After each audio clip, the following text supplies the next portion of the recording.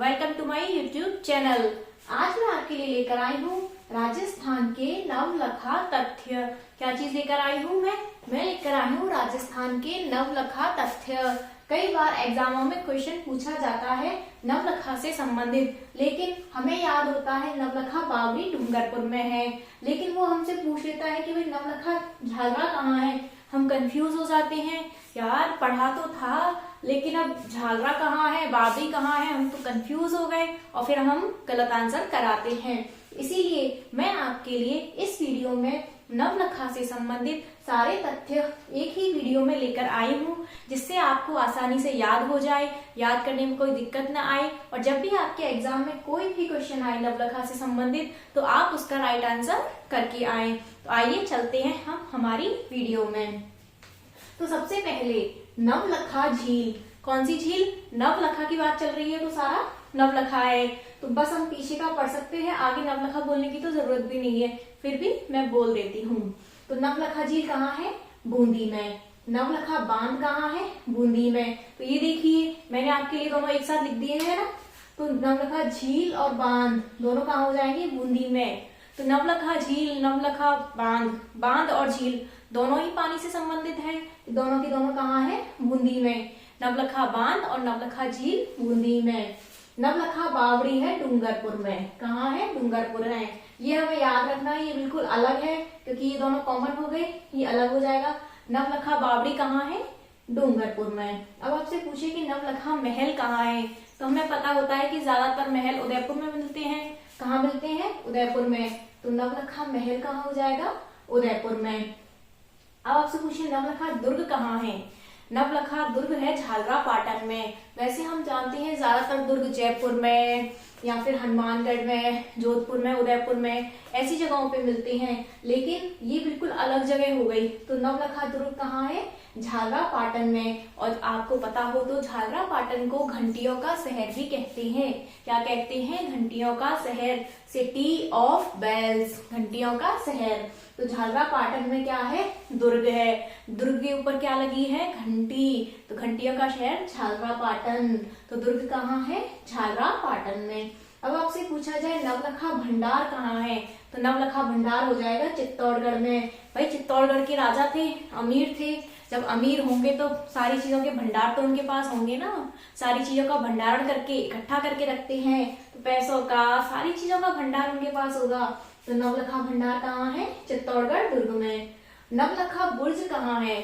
अब हमें कंफ्यूज हो जाते हैं कि भाई बुर्ज क्या होता है, तो बुर्ज होता है एक तरह से टावर, जैसे बुर्ज खलीफा, ऐसे नवलखा बुर्ज। तो बुर्ज भी हो जाएगा चित्तौड़गढ़ में। और फिर नाम से याद है बुर्ज, बुर्ज कहाँ है? चित्तौड़गढ़ में। याद कर लीजिए दुर्ग कहाँ है? झालरा पाटन में, और बुर्ज कहाँ है? चित्तौड़गढ़ में। नवलखा मंदिर कहाँ है?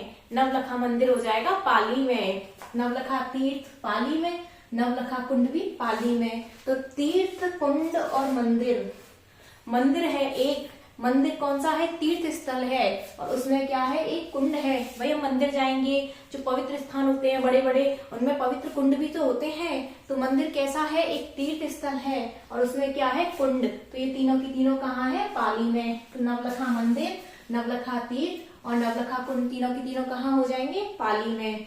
नवलखा बाग कहाँ हो जाएगा? नवलखा बाग हो जाएगा बैर भरतपुर में। कहाँ हो जाएगा? बैर भरतपुर में हो जाएगा नवलखा बाग।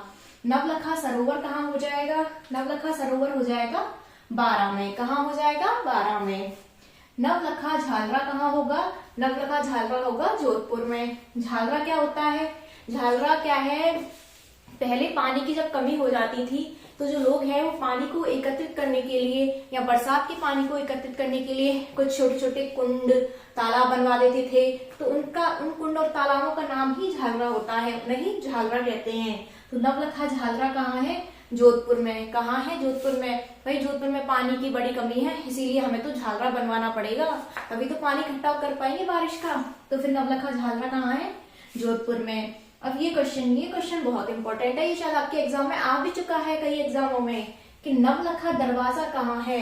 तो नवलखा दरवाजा है रणथंभौर दुर्ग में। कहाँ है? रणथंभौर दुर्ग में। रणथंभौर दुर्ग का जो प्रवेश द्वार है, रणथंभौर दुर्ग का जो प्रवेश द्वार है वही है नवलखा दरवाजा। क्या है?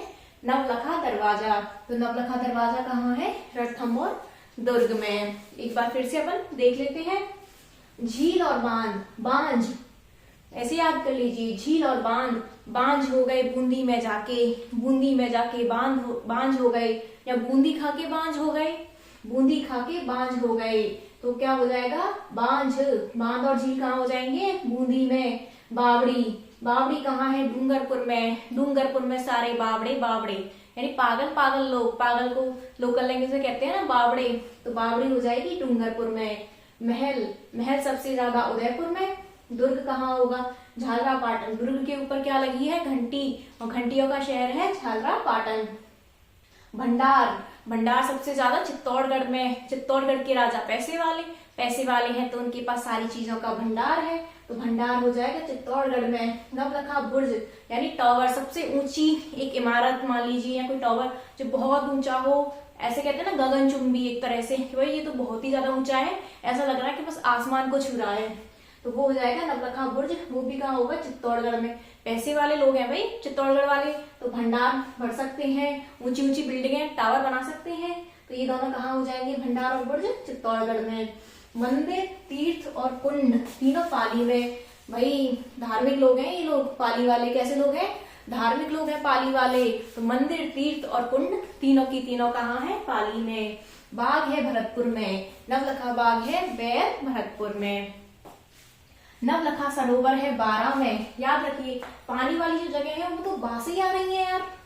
झील और बांध, बांझ दोनों आ गई बूंदी में, और ये सरोवर, सरोवर ये आ गया हमारा बारां में। बा से बूंदी, बा से बारां, तो सरोवर। आप तो नाम से याद कर लीजिए यार, वर बारां, तो नवलखा सरोवर बारां में। वर बारां, नवलखा सरोवर बारां।